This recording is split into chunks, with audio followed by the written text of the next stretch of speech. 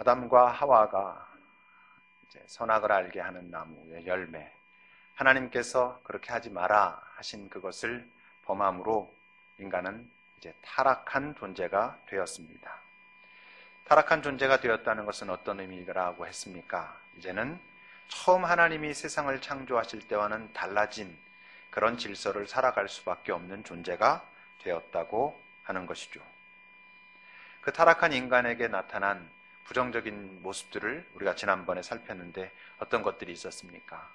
수치심, 열등감, 그로부터 나타나는 어떤 두려움들, 그리고 끊임없이 억울하고 원망해야 살 것 같은, 그래서 무언가에 대한 책임을 지지 않으려는, 끊임없이 책임을 회피하려고 그리고 전가하려고 하는 그런 모습들이 우리에게 나타났습니다. 그리고 그것에 우리가 집중하는 한 하나님으로부터는 점점 더 멀어지는 그런 존재가 된다고 하는 것이죠. 사단은 지금도 우리를 그 속에 끊임없이 가두려고 합니다. 근데 어떻다고요? 예수님을 알게 된 우리는 이제 더 이상 그 굴레 속에 끊임없는 수치심과 열등감, 두려움, 그리고 내가 책임지면 나는 망할 것 같은 그런 속에서 벗어날 수 있다고 했지요. 기억해야 할 말씀 히브리서 4장 16절입니다. 오늘 우리 이 말씀을 다시 한번 같이 읽으면서 마음속에 잘 간직합시다. 함께 읽겠습니다. 그러므로 우리는 긍휼하심을 받고 때를 따라 돕는 은혜를 얻기 위하여 은혜의 보좌 앞에 담대히 나아갈 것이니라. 중요한 단어, 다 중요하지만 특별히 기억할 것 담대히. 담대히란 아무리 뻔뻔스럽게 느껴질지라도, 아무리 부끄럽고 다 끝난 것 같을지라도, 그 앞에 서기가 너무나 두려울지라도, 내 책임이 아닌 것 같고 그래서 끊임없이 원망하고 끊임없이 불평하는 마음이 있을지라도 그 마음 그대로 들고 하나님 앞에 나아가야 우리가 그것으로부터 풀려날 수 있다. 그렇게 우리가 나눴습니다. 근데 어떻다 했습니까? 지금 우리가 살고 있는 우리 삶의 현실은 사단이 우리에게 밀어넣는 것도 있지만 어떤 것도 있다? 하나님께로부터 온 어려움들도 있다. 그것은 하나님의 징계라고 했죠.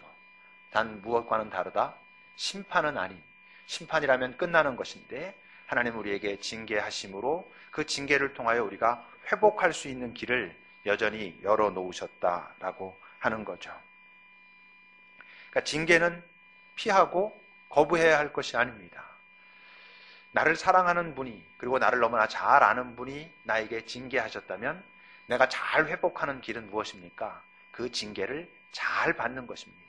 기꺼이 받는 것이 잘 회복되는 것입니다.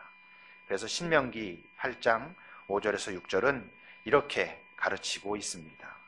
여러분 신명기 8장 5절과 6절을 보세요. 너는 사람이 그 아들을 징계함 같이 내 하나님 여호와께서 너를 징계하시는 줄 마음에 생각하고 내 하나님 여호와의 명령을 지켜 그의 길을 따라가며 그를 경외할지니라 라고 우리에게 가르쳐주고 있습니다. 네가 지금 징계를 받는 것이 그래 결코 만만치 않겠지만 너를 징계하시는 그 분이 누구인지 잘 기억하고 너를 사랑하고 너를 아끼고 여전히 너를 포기하지 않고 기대하시는 분이라는 것을 기억하고 그런 분이 내게 징계한다면 그 징계를 잘 받는 것이 잘 회복되는 것이라는 것을 마음속에 담고 여전히 그분을 사랑하고 그분을 따라가며 그 징계를 잘 받아내라. 그것이 너에게 좋아 라고 우리에게 가르치고 있습니다. 이제 이 징계가 첫 인간들 아담과 하와에게는 어떤 모습으로 다가왔냐 하면 자신들이 지금까지 살던 그 질서와는 달라진 세상이 되지 않았습니까? 그전엔 모든 것으로부터 안전했었고 모든 의식주의 문제가 다 해결되어 있었던 그런 세상이었는데 자신들이 타락하고 범죄하고 나서 전혀 달라진 세상을 살게 되어서 어쩌면 그들은 좀 당혹스럽고 이거 어떻게 살아가야 되나 그럴지 모르지만 지금의 우리는 어떻습니까? 태어나면서부터 접하는 현실입니다. 우린 태어나면서부터 하나님께서 타락한 세상을 징계로 우리에게 허락하신 그냥 그런 세상이 되었다고 하는 것이죠. 그러니까 우리에게는 사실 벌로 다가오는 것이 아니고 우리가 벌로 느껴야 할 것이 아니고 우리가 잘 살아내야 할 우리 삶의 현실로 받아들여야 하는 것이죠. 실제로 그 삶의 현장 속에서 우리는 하나님을 다시 만나는 것입니다. 그리고 하나님과 더 가까워질 수 있는 것입니다. 그렇다면 하나님께로부터 온 하나님이 인간에게 내리신 징계는 어떤 것들이 있는가? 16절을 여러분 보세요. 첫 번째 징계입니다. 또 여자에게 이르시되 내가 네게 임신하는 고통을 크게 더하리니 네가 수고하고 자식을 낳을 것이다 라고 말씀하셨습니다. 저 뒤에 우리 지상의 형제 와 있는데 그 심각함을 알았겠죠. 얼마나 깜짝 놀랐겠습니까? 우리 아기는 지난 주 중에 잘 퇴원해가지고 건강하게, 그래서 별 이상 없이 지금 잘 이렇게 보호받고 있는 중에 있습니다. 임신의 고통, 출산의 고통, 그것은 하나님께서 우리에게 주신 것입니다. 그러니까 어떻습니까? 나는 애기 낳지 않을래. 결혼해도 애는 안 가져. 이것은 별로 하나님의 우리를 향한 질서를 위배하는 것입니다. 또 수술들 많이들 하지만 정말 어떤 특별한 경우에 정말 산모나 아기가 위험해서 하나님께서 또 허락하신 의술의 도움을 받을 수 있지만 그것이 다른 어떤 이유로 고통받고 싶지 않아서 또는 어떤 다른 이유들 때문에 그러는 것은 하나님이 기뻐하시는 것이 아닙니다. 잘 고통스러워해야 하는 것이죠. 그러니까 여러분, 남편 욕할 문제가 아닌 것입니다. 남편 머리채 잡고 내가 너 때문에 이렇다라고 실제로 그런 일이 있는지 없는지 모르겠지만 가끔 그런 얘기들 들리거든요. 여자들이 아기 나면서 남편 이름 부르면서 막 욕하고 머리채 붙들고 그렇다는데 그럴 문제가 아니고 하나님 이것을 이겨내게 하옵소서. 그러니까 하나님을 외치면서 해야 되는 것이죠. 근데 그게 아기를 10달 동안 이렇게 태에 가지고 있고 그리고 그 출산의 고통을 겪고 나면 그게 됩니까? 끝납니까? 아닙니다. 이젠 또 그렇게 낳은 아이를 기르는 과정 속에서 겪는 어려움과 아픔들이 있습니다. 그러니까 어떤 거냐면 그 어려움과 아픔은 이상한 것도 아니고 내 새끼만 왜 이러냐도 아니고 다 조금의 모습만 다를 뿐이지 부모가 자식을 기르는 것은 쉽지 않고 그것은 하나님께서 우리에게 한번 잘 그 고통을 이겨내봐라 이러고 주신 것입니다. 요즘도 어머님들이 그런 말씀 하시는가 모르겠지만 아이들이 하도 말 안 듣고 그럴 땐 너도 이 다음에 애 낳아서 길러봐라 이럽니다. 저는 아마 하나님이 우리에게 그러시지 않을까 싶어요. 너도 한번 애 낳아서 길러보면 내 마음 알 거다. 어찌나 속색이는지 얼마나 제멋대로인지 용서해줘도 또 그러고 다시는 안 그럴 것처럼 그러다가 또 그러고. 그래서 여러분, 우리가 그 아이를 기르면서 우리가 우리에게 다가오는 어려움, 아픔들을 잘 수용하면, 그것들을 잘 살피면 그 안에서 우리가 경험할 수 있는 것이 있습니다. 하나님의 마음이 이러시겠구나. 하나님의 사랑이 이런 것이겠구나. 우리 기도 면담을 하는 중에 한 지체가 자기가 굉장히 뭔가를 두려워하고 어려워하고 이런 것 때문에 이제 하나님과 이렇게 다루어 가는데 하나님은 두려워하지 말라고 말씀하시는 것 같은 그런 상황 속에서 기도하는데 갑자기 때리링 하고 전화가 오더래요. 자기 아이한테. 엄마 나 데리러 올 거야. 나 찾아올 거지. 나 그냥 혼자 하지 않을 거지. 염려하지 마. 그래도 그 아이는 계속 염려를 하는 거예요. 근데 그러면서 나중에 이제 깨닫는 거야. 하나님 마음이 이러시겠구나. 내게 염려하지 말라고. 내가 너를 지키고 있다고. 그러는데 나는 여전히 염려하고 벌어지지도 않은 일 때문에 걱정하고 이렇게 살고 있구나. 그렇다는 거죠. 그 아이를 통해서, 아이에 대한 사랑과 아이를 기르는 어려움을 통해서 우리는 하나님의 사랑을 언뜻 맛볼 수 있다고 하는 것이죠. 그뿐만이 아닙니다. 또 있죠. 16절 뒷부분을 보면요. 그뿐만 아니라 너는 남편을 원하고 남편은 너를 다스리게 될 것이다. 이렇게 말씀하셨습니다. 이 안에 지금 여러분들이 난 아니다. 난 남편 그렇게 간절히 원하지도 않고 내가 남편을 다스리면 다스리지 남편이 나를 다스린다는 건 도저히 용납이 안 되지. 이러실지 모르겠습니다만 절대 나는 그런 일이 없다가 정말 행복한 것이겠습니까? 아닙니다, 여러분. 자신의 남편이 이럴 수 있는 사람인 게 정말 좋은 거죠. 난 정말 당신을 원해. 당신이 그리워.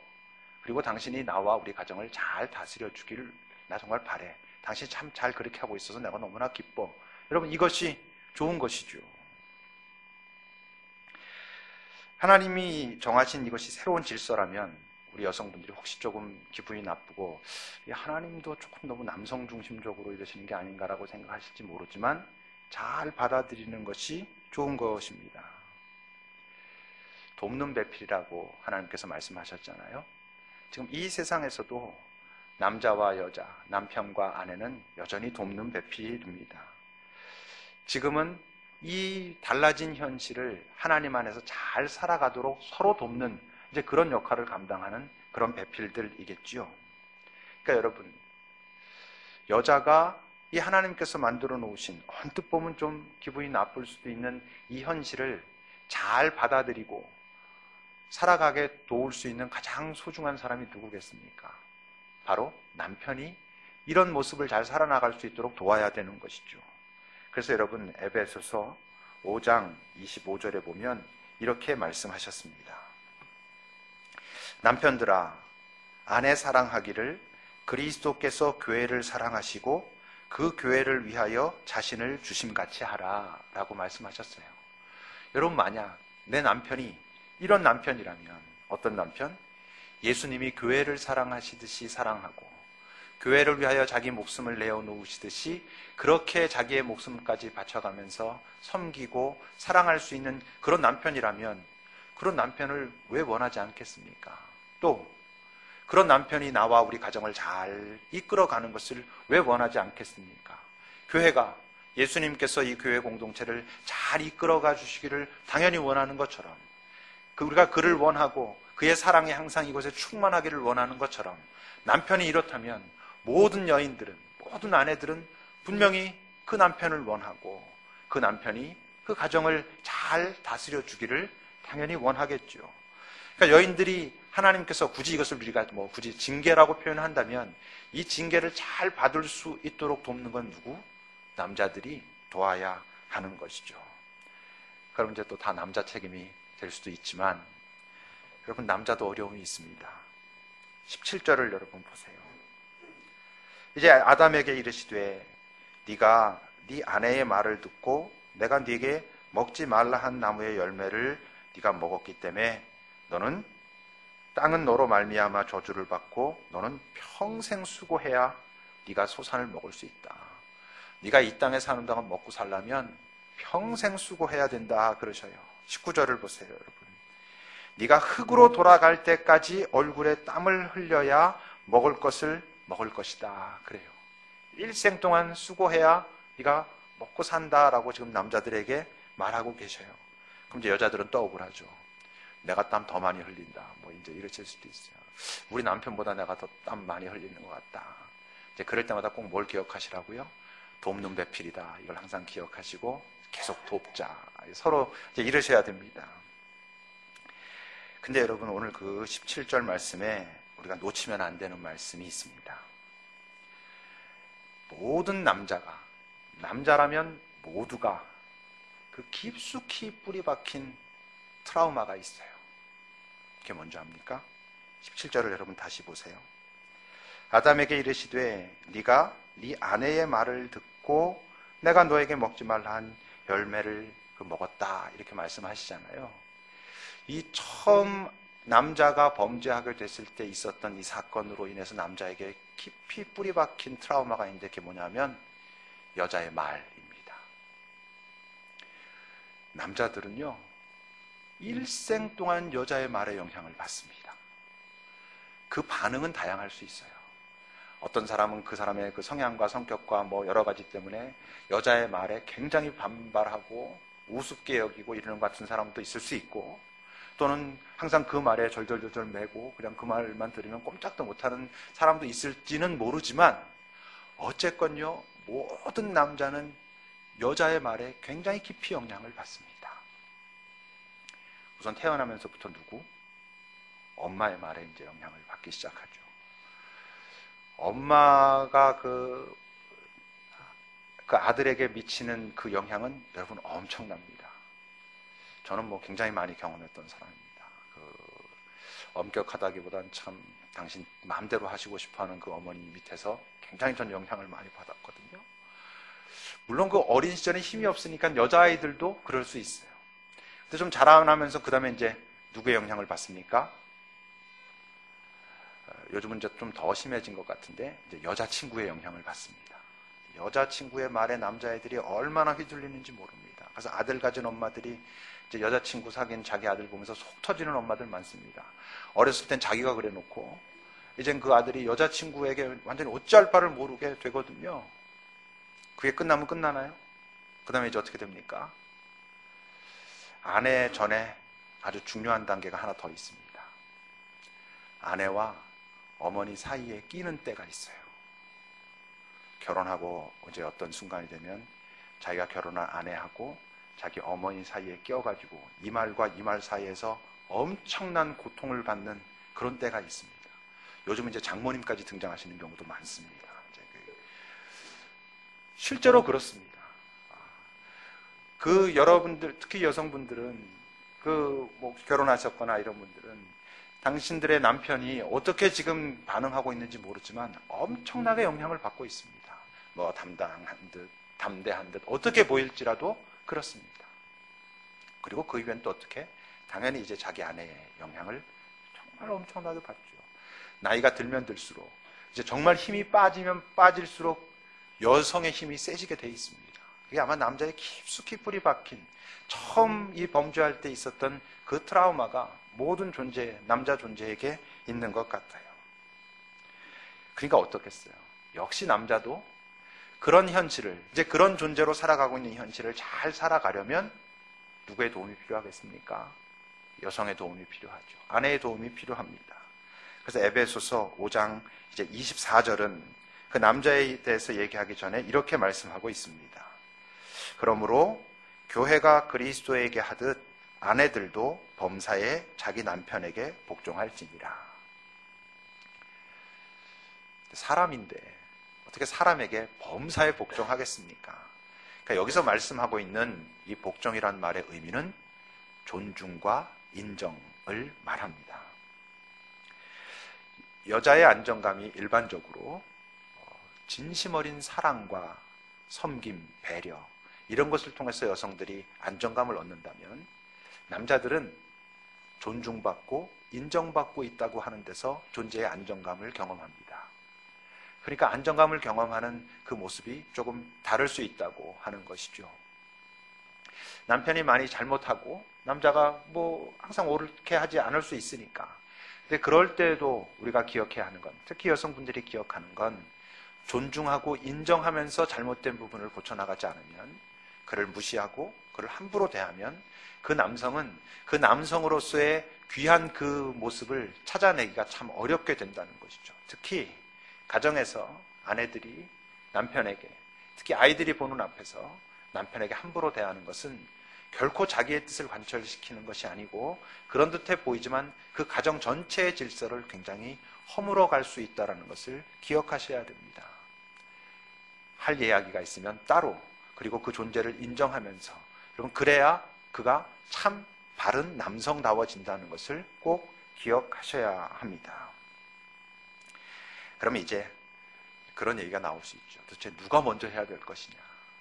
아니 존중하고 인정해 줄만 해야 저 인간을 내가 존중하고 인정하지, 이럴 수 있고, 뭐 사랑할 만 해야 사랑하지, 또 남자들은 이럴 수 있고, 이게 이제 또 부딪히는 문제가 되지요. 이때 우리가 이제 기억해야 되는 게 뭐겠습니까? 예수님의 새 계명이죠. 너희는 서로 사랑하라. 내가 너희를 사랑한 것 같이. 그래서 서로 사랑은 어떤 거라고? 먼저 사랑하는 거라고. 그러니까 이것은 남자와 여자가 붙어가지고 네가 조금 더 잘했냐 못했냐를 따져서 네가 조금 더 못했으니까 나는 이래도 돼 로, 이게 누가 먼저 그것을 할 것이냐가 결정되는 것이 아니고, 자기가 예수 그리스도의 사랑을 경험했다면 그 사랑의 마음을 품고, 내 아내가 많은 부분이 부족하고 좀 뭐 그런 것 같아도 여전히 그를 정말 예수님이 교회, 이 부족한 교회, 참 많은 부분이 허물어져 있는 교회를 여전히 사랑하시듯이 먼저 사랑해야 하는 것이고, 여성이 예수 그리스도의 사랑을 깊이 경험했다면 그 사랑을 마음에 품고 참 이 남자 많은 부분이 참 불만족스럽고 정말 내가 어떻게 이런 남자랑 같이 살고 있나 싶을 때가 있을지라도 그를 여전히 한 인간으로, 그리고 하나님께서 여전히 그를 사랑하신다는 마음을 품고 그를 존중하고 인정하고 격려하고 하는 것들을 먼저 시도해야 한다는 것이죠. 상대에게 먼저를 강요하기 시작하면 어떻게 된다고요? 결혼했기 때문에 발생하는 외로움을 경험하게 된다고요. 필연적으로 또 다른 외로움이 자기에게 다가옵니다. 사랑의 에너지는 배우자에게서 오는 것이 아닙니다. 예수님에게로부터 오는 것입니다.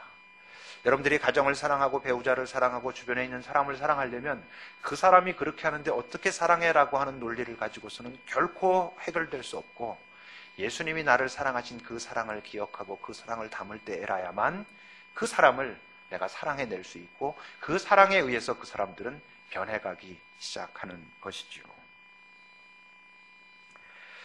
이렇게 남자의 문제, 여자의 문제는 서로 돕기도 하고 이럴 수 있는 것도 있지만, 하나님의 징계 안에는요, 도울 수 없는 것도 있어요. 여러분 18절을 보십시오. 땅이 네게 가시덤불과 엉겅퀴를 낼 것이다. 가시덤불과 엉겅퀴를 다른 말로 하면 뭐겠습니까? 네가 이 땅을 살아가는 동안 만만치 않을 거다. 끊임없이 장애가 있을 거고 어려움이 있을 거다. 그걸 피할 수 없어. 그걸 피하려고 하면 너는 제대로 살 수가 없어. 너는 이 땅을 살아가는 동안 필연적으로 장애를 만날 거야. 어려움을 만날 거야. 그러니까 어떻겠습니까? 고통과 수고는 피할 수 없어. 이 세상을 네가 사는 동안 그렇게 살아야 돼. 좀 힘들고 어렵고 때로는 하나님이 원망되기도 하지만, 이게 정말 사랑인가? 사랑을 꼭 이런 식으로만 표현하셔야 되는가 할 수도 있지만, 이것이 하나님께서 만드신 질서였습니다. 여러분, 그래서 시편 90편 10절에서 모세가 시편을 딱 한 편 졌는데 이게 90편이 모세의 시편이거든요. 모세 그분이 이렇게 말하십니다. 우리의 연수가 70이요 강건하면 80이라도 그 연수의 자랑은 수고와 슬픔뿐입니다. 이렇게 말해요. 그러니까 70년, 80년, 물론 모세는 120살까지 살았습니다. 그렇지만 그 산 삶을 가만히 보면 수고와 슬픔뿐이다 그랬죠. 야곱이 애굽에 내려갔을 때 애굽 왕 바로가 몇 살입니까? 그랬을 때 내 나이 몇 살인데 내가 참 험악한 세월을 살았습니다. 그래요. 야곱만 뭐 특별히 그가 뭐 젊었을 때 잘못 많이 하고 그랬을까요? 우리 모두의 삶이 수고하는 삶인 거예요. 그러니까 내 삶이 지금 수고롭다고 해가지고 나만 억울할 게 없어요. 우리 모두의 삶이 수고롭습니다. 여기 수고롭지 않은 사람이 있습니까? 있으면 한번 와보세요. 그 간증을 한번 듣고 싶습니다. 우리 모두는 수고로운 세상을 살고 있어요. 한 가지가 더 있습니다. 19절을 보십시오, 여러분. 그 뒷부분을 보면 네가 이렇게 뭐 땀을 흘려야 되고 죽을 때까지, 흙으로 돌아갈 때까지 땀을 흘려야만 먹으면 살 수 있고, 그리고 뭐라고? 너는 흙이니 흙으로 돌아갈 것이다. 뭐예요? 죽는 거죠. 죽음은 아무도 피할 수 없습니다. 그러니까 여러분, 죽음에 대한 자세를 우리가 정확하게 가져야 됩니다. 죽음은 피하고 두려워하고 도망가야 할 것이 아니고 직면하고 잘 받아들여야 할 것이 죽음이라는 것을 여러분 기억해야 됩니다. 잘 죽을 수 있는 사람이 잘 사는 것입니다. 나는 내 죽음의 자리가 아름다웠으면 좋겠다. 죽음의 자리에서 내가 잘 감사할 수 있으면 좋겠다라고 하는 마음을 가지고, 빨리 죽자는 아니지만 내 죽음의 자리에 다가왔을 때 내가 그것을 잘 맞이하겠다라고 하는 그 중심이 갖추어진 사람이 이 땅을 사는 동안에도 잘 삽니다. 왜?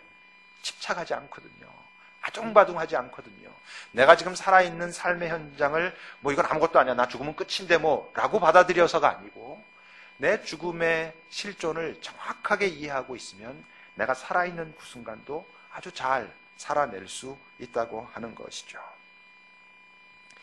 하나님이 이렇게 쭉 인간에게 징계의 발언을 하시고 나서는 어떻게 하십니까? 여러분 21절을 보세요.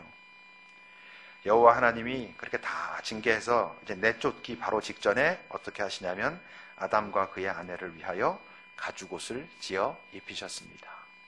아담과 하와는 타락하고 그 안에 타락한 상상력에 의해 가지고 부끄러움과 수치심, 열등감을 느끼기 시작하면서 뭐로 가렸죠? 무화과 나뭇잎으로 가렸어요. 왜? 부끄러움을 감추려고. 근데 지금 하나님은 무엇을 입히셨다고? 가죽옷을 입히셨다고. 왜? 이건 보호하시려고. 심판이 아니라는 증거죠.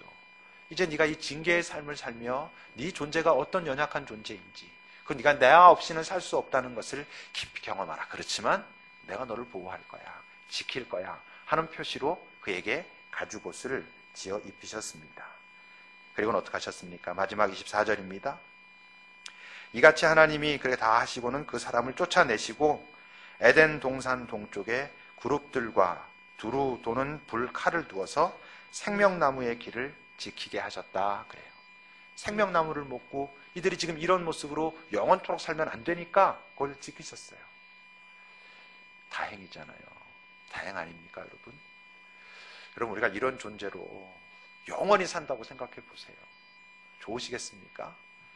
저는 좋지 않습니다. 건강하게 오래 사세요.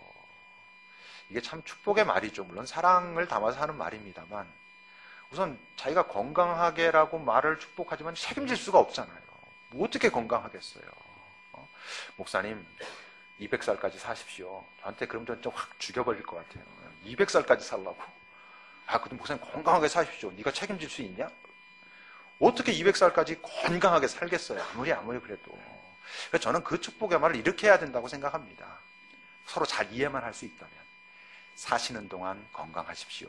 저는 이게 좋은 말인 것 같아요.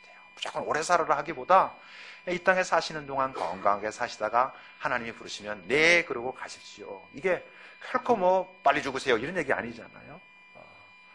이 땅은 그런 세상인 거죠. 살라 하시는 그동안 우리가 성실하게 열심히 쉽지 않은, 누구도 쉽지 않은 그 세상을 그러므로 하나님의 도우심을 계속 구하고 동행하면서 살아가다가 오라 하시면 네 하고 가는 것이죠. 그러나 어떻다고? 하나님은 오늘 그 생명나무로 가는 길을 막으셨지만 영원히 막아두시진 않았죠. 누구를 통해서 여셨죠? 예수님을 통해서 여셨죠. 그 예수님 뭐라 말씀하셨어요? 내가 길이고 진리요 생명이다. 너희들이 처음 타락하고 나서 아버지께서 생명나무로 가는 길을 막으셨지만 이제 내가 온 것은 내가 바로 그 생명으로 가는 길이요 진리이기 때문이다. 그러니까 나를 통해서 너희들은 다 이젠 다시 영원한 생명 가운데로 들어갈 수 있다라고 예수님이 말씀하신 거죠. 결국 우리네 인생이란 다른 것이 아니고 하나님의 가죽옷을 입고 걸어가는 나그네 길입니다. 다만 보통 세상에서 지금은 돌아가신 그 최희준 올해 이미 돌아가신 가수죠. 그분의 노래 중에 나그네 길인가 뭐 그런 노래가 있어요. 인생은 나그네 길, 뭐 어디서 왔다가 어디로 가느냐. 뭐 그러다가 이렇게 끝부분에 강물이 흘러가듯 정처 없이 걸어서 가네. 뭐 그런 노래가 있습니다. 근데 우리의 나그네 길은 하나가 달라요. 뭐가 다르죠? 정처 없는 나그네 길이 아니라 정처 있는 나그네 길. 우리는 갈 곳이 있는 자들이고 이 땅에서 살아내야 하는 자들인 것이죠.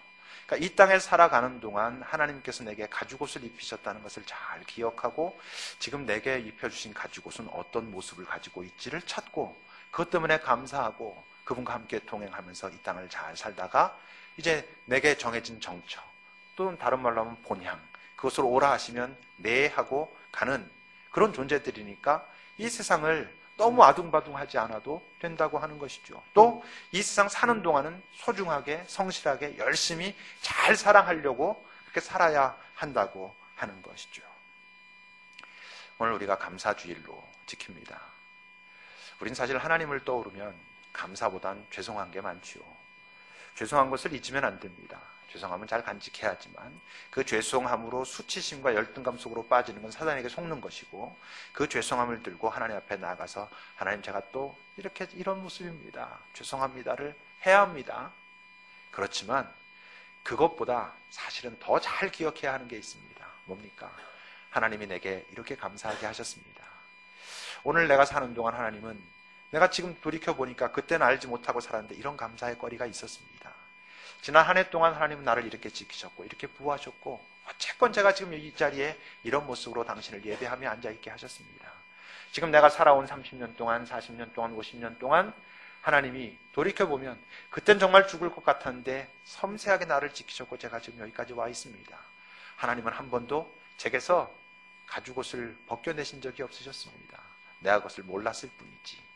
여러분, 그것을 잊지 않아야 부끄러움도 그분 앞에 담대하게 가지고 나갈 수 있고, 이 땅의 삶의 현장이 좀 쉽지 않아도 지금 내 하나님이 나와 함께 계신다. 아까 우리 친구들 사랑은 사랑이다 이런 고백을 한 것처럼 지금 내 눈앞에 그 사랑이 때로 안 느껴지는 순간이 있을지 모르지만 우리는 우리의 느낌을 믿는 사람들이 아니거든요. 그분의 약속을 믿는 사람들이거든요. 그리고 그렇게 약속하신 그분이 누구인가를 다시 한번 생각해 본다면 그분은 여전히 나를 사랑하신다. 내게 결코 헤어지지 않는 가죽옷을 입히셨다. 그게 뭘까? 라고 찾으면서 살아가는 거죠. 여러분, 그렇게 살면 정말 은총이 있습니다. 잘 살 수 있습니다. 삶의 마지막 자리에서 하나님, 제 삶이 이래서 감사합니다. 죄송한 것 분명히 있지만 근데 감사함이 훨씬 더 큽니다. 이렇게 되는 것이죠. 기도합시다.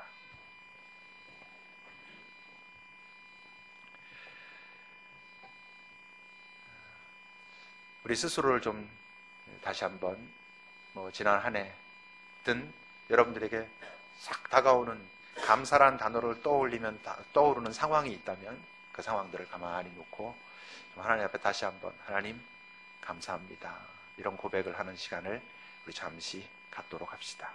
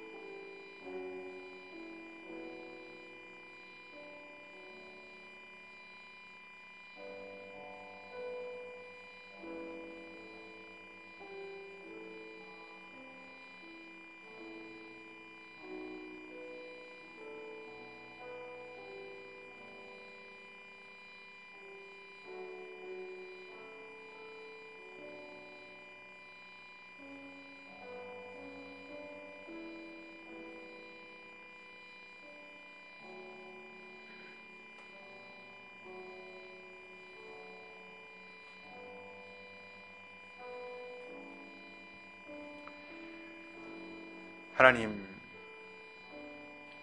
우리가 아이들을 길러봐도 그 아이들은 자신들이 참 받은 큰 사랑과 감사의 거리보다 어느 날 어떤 순간 섭섭하고 불편했던 것들만 마음속에 기억하는 그런 경우들을 많이 봅니다. 우리 자신도 어렸을 때 또 그랬고, 그리고 우린 일생 동안 하나님께로부터 받은 은혜와 감사보다 내가 나를 불편하게 하는 그 작은 것들, 그 어떤 것들을 들고 하나님은 사랑이 없다고, 하나님은 나를 지키지 않는다고, 나를 홀로 두신다고 얼마나 불평하며 사는지요. 지난 1년 하나님의 사랑이 없으면 살 수 없었을 텐데 우리에겐 지금 감사보다 어쩌면 섭섭한 거, 아쉬운 거, 풀리지 않은 거, 그것들만 가득 차 있지는 않은지요. 주님, 이런 우리를 긍휼히 여기소서. 당신의 사랑으로 다시 한번 우리를 품어주옵소서. 그래서 더 잘 당신을 향한 감사가 분명해질 수 있도록 주님 인도하여 주소서. 예수님의 이름으로 기도합니다. 아멘.